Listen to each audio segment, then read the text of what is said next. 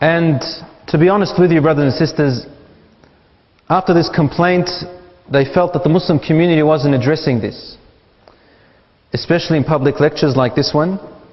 And so there was a plea to start a campaign or an initiative or something to deal with this growing problem. And I believe that it is a problem. I didn't realize this in the beginning, but when it has come pointed out to me and I saw the severity of it, it can really turn you into a being that can no longer benefit themselves or the community or Islam. Some of them unfortunately have even left faith in Allah subhanahu wa ta'ala because of that as well. Before I go into this topic, and this is why I chose the topic to be Islam is my image and Iman is my beauty. Just by looking at the heading, it should direct you to what we're trying to actually say here. What you really should be focusing on, and I address our sisters first and then our brothers. That Islam should be your image and Iman should be your beauty. Because that's lasting and that will benefit you in this life and in the hereafter, which is eternal, in paradise inshaAllah. And it will save you from your paranoia. This is what I'm going to address tonight inshaAllah, and I have to admit that by far, in all my 11 years of lecturing public speaking, this is the most difficult topic for me to address. I'm actually quite nervous for the first time to address you on this topic. Namely because I don't think I'm going to be able to provide you with one single answer that will serve you. I don't think that tonight will provide you with all the solutions. Because some people have reached the point of psychological or mental illness. And that requires prolonged counseling, lots of work. It can't just work with one public speech. And I thank Brother Abu Ahmed from IDCA, who mentioned in that forum that this topic is only a reminder to try and sort of initiate a process for everybody to think about and probably establish something to save our sisters and our brothers. Because we must care for one another. We are like a building that each brick holds the other brick and supports one another. And to be honest with you, I may stumble or fumble on some words or expressions unintentionally that may, I don't know, they may hurt some people here, I don't know, it could. Because it's such a, there's no single way of approaching this topic. And because of when it involves psychological disturbances and paranoia, any tiny word may be misunderstood from me. So I apologize first before I begin, that if I do say something that you may feel uncomfortable with at any stage, I deeply apologize. It is unintentional. I'm trying to cater for everybody.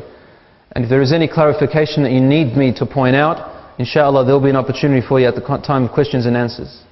Please ask for clarification. I don't want to walk away where I hear somebody say, Brother Belal said this and I feel uncomfortable or disturbed now, he's ruined my life, especially if I'm going to mention something in public. I really can't sleep the nights, to be honest with you. I have to really make sure that our brothers, because we're here inshallah to help each other. I'm not here to destroy people's self-esteem. Sisters and brothers, and I'll continuously start with our sisters and then brothers in this topic. Usually we say brothers and sisters. So sisters and brothers, because you are our first concern here. Although it was a Sydney forum, and although it seemed like the problem existed in Sydney, I'll first of all let you know that this is not a problem that only exists in Sydney. It also exists in Melbourne, where I came from now. In fact, it is a problem all over Australia. Not only that, it is a global issue. Mate, look on the internet, search the papers about fashion, the fashion industry, modeling, self-image, and you find non-Muslims talking about it everywhere. Psychologists have large papers and articles about it. It's everywhere. And not only Muslims are suffering from this, I tell you that in fact it began in the West. And this has infected the Muslim society today. It's very unfortunate. Even in our so-called Muslim countries, you know, in the Middle East, in the Gulf, well, not now necessarily, but because they have other things to worry about. Allah subhanahu wa ta'ala help them and save them. But it's everywhere. It's a problem everywhere. And as a teacher myself, I noticed that at the school it's beginning from young children, especially among the girls from the year 7s onwards, and now even grade 6s. as young as that, until unlimited age.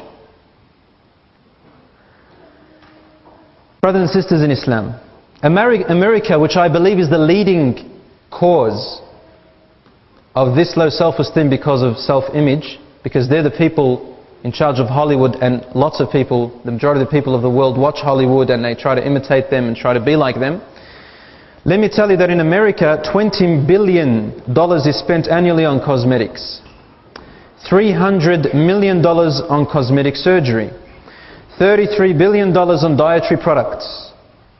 And this illustrates how much time people are actually spending on their outer beauty, on their appearance, physical appearance.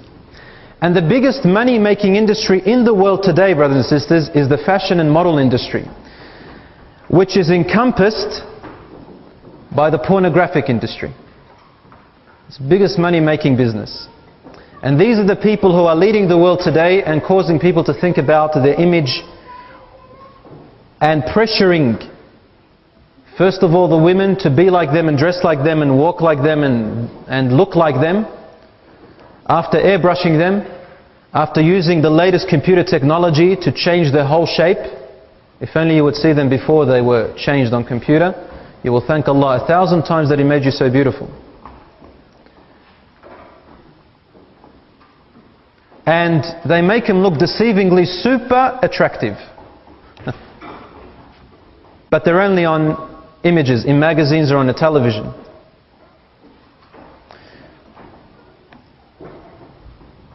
And this has led the rest of the world, especially, as I say again, our females, to develop an obsessive compulsive disorder of trying to perfect their looks to imitate those models.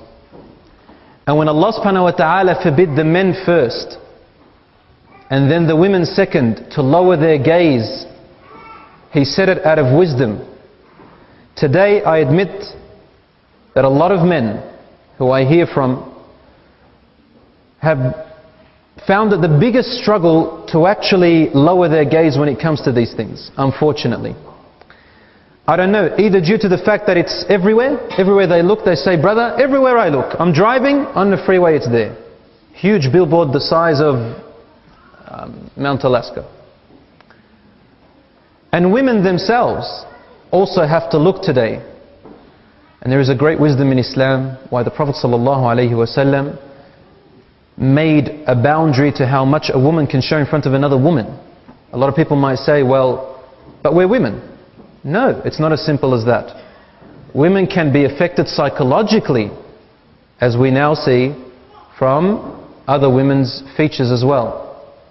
Prophet ﷺ even forbid that a woman should deliberately show off her jewelry, her excessive jewelry, in front of women whom she knows can't afford that jewelry, because it can also psychologically disturb the poor people. So Muslims think sensitively about one another. You'll find that in the television magazines they always portray the women most often. Why? Because you see, it's all about marketing, it's all about money for them. They don't care about your psychological state, they don't care about your mental state. Because women will attract both men and women. Whereas you find less of men, because men attract women in their eyes. Lately you've been seeing more men because of the homosexuals that are out there, unfortunately. Especially at high schools, mostly.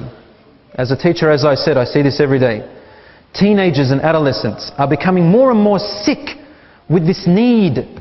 All right? I call it, they think that it's a need to impress others and be accepted in their peer groups and in society. You find them sometimes some of them they don't rock up to class because they've got peer pressure. They don't look what they have to look. They don't act the way they need to act in order to be accepted among their peers. And they're always sort of not listening, not paying attention in class because they're afraid. Am I going to be disapproved if I answer this question, or if I listen, or if I act like a nerd, and so on and so forth? Or am I going to be disapproved if I, don't sort of take out my shirt and sort of let it loose down? This is for the sisters. Or probably loosen my hijab in a Muslim school. Am I going to be disapproved? So she's constantly thinking about what her peers are going to think. And it's mentally disturbing them. even the boys.